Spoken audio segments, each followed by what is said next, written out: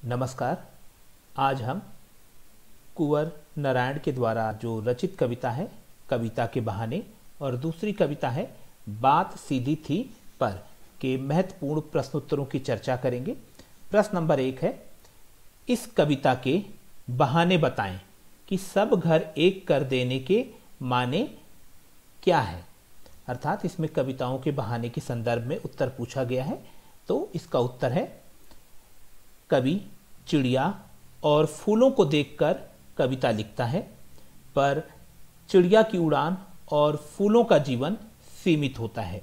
लेकिन जब कवि बच्चों को देखकर कविता लिखता है तो कवि कहता है कि जैसे बच्चे सब घर को अपना समझते हैं, कोई भेदभाव नहीं करते हैं, उसी तरह कविता भी बिना भेदभाव किए सबको ज्ञान देती है।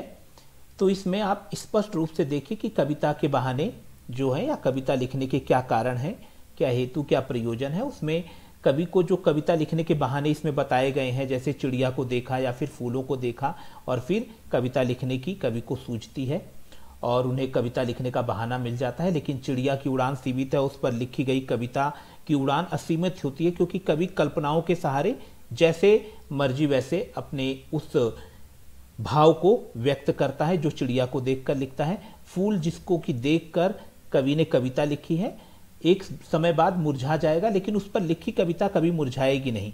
लेकिन यहाँ पर एक बात बताई गई है कि बच्चे और कविता एक समान होते हैं। अर्थात जैसे बच्चे किसी के साथ कोई भी भेदभाव नहीं करते, उनका मन पवित्र होता है, सबको अपना समझते हैं, ऐसे कविता भी किसी के साथ कोई भेदभाव नहीं करती है, सबको समान मानती है और सबको एक जैसा ज्ञान देती है। प्रश्न नंबर 2, उड़ने और खिलने का कविता से क्या संबंध है। तो यदि आपने प्रश्न नंबर 1 अच्छे से सुना होगा तो आपको इसका उत्तर आसानी से समझ में आएगा। यहाँ पर चिड़िया की उड़ान सीमित होती है पर कविता की उड़ान असीमित होती है, क्योंकि चिड़िया को देखकर जो कल्पना के माध्यम से कवि जो अपनी उड़ान भरता है कल्पनाओं के सहारे, उसके विषय में कहा गया है कि ये जो कल्पना की उड़ान है असीमित होती है।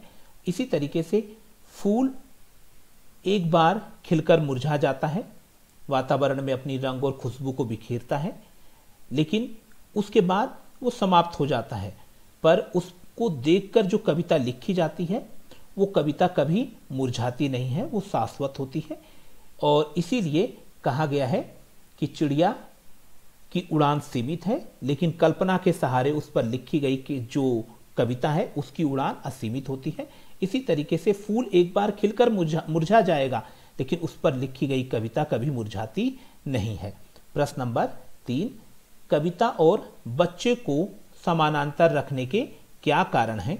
तो यदि आपने प्रश्न नंबर 1 अच्छे से समझा होगा तो ये भी प्रश्न का उत्तर बहुत ही आसान होगा। तो इसका उत्तर है, बच्चे मन के साफ होते हैं, वह सब घर को अपना समझते हैं और कोई भेदभाव नहीं करते।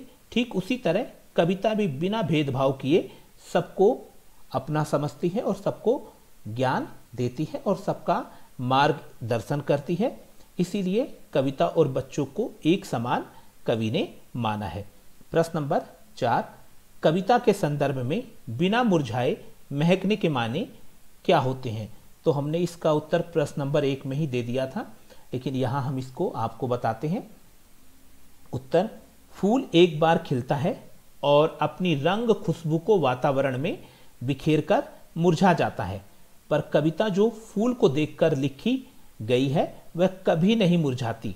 जब तक संसार है कविता तब तक महकती रहती है, अर्थात अपना ज्ञान लोगों को देती रहती है और कविता शाश्वत होती है। जबकि फूल पर लिखी गई जो कविता है, जो फूल को देखकर लिखी गई कविता है, वो शाश्वत है, अमर है, जब तक सृष्टि है तब तक उसका अस्तित्व मौजूद रहेगा।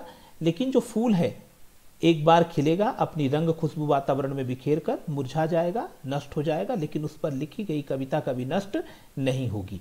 प्रश्न नंबर 5, भाषा को सहूलियत से बरतने से क्या अभिप्राय है। ये प्रश्न है बात सीधी थी पर उस कविता से लिया गया है।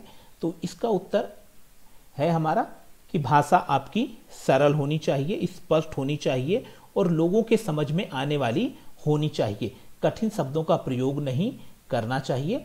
अलंकार, छंदों और मुहावरों का प्रयोग कविता में नहीं करना चाहिए और सदैव ऐसी भाषा का प्रयोग करो जो जन सामान्य में प्रचलित हो और जन सामान्य की समझ में आए। इसी को कवि ने कहा है भाषा को सहूलियत से बरतना, अर्थात सरल स्पष्ट भाषा का प्रयोग करना ही भाषा को सहूलियत से बरतना कहा जाता है।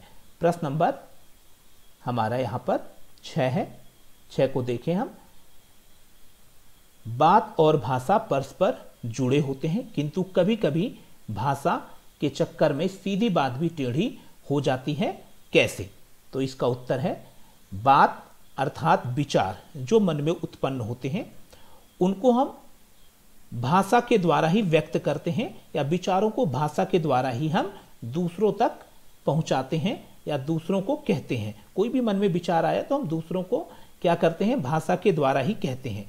यदि हम भाषा को कठिन और सजावटी बना देते हैं तो सरल भाषा भी टेढ़ी हो जाती है और लोगों की समझ से परे हो जाती है, अर्थात अपना जो अर्थ है वो खो देती है। इसीलिए कवि ने कहा है कि कभी भी बात को अपनी भाषा के चक्कर में पढ़कर उसे सुंदर सजावटी बनाकर या फिर अलंकारिक बनाकर लोगों के सामने प्रस्तुत नहीं करना चाहिए, क्योंकि वो उसका अर्थ खो जाता है और सीधी बात भी टेढ़ी हो जाती है। तो उम्मीद है कि आपको इन दोनों कविताओं के जो प्रश्न उत्तर हैं वो समझ में आए होंगे। धन्यवाद।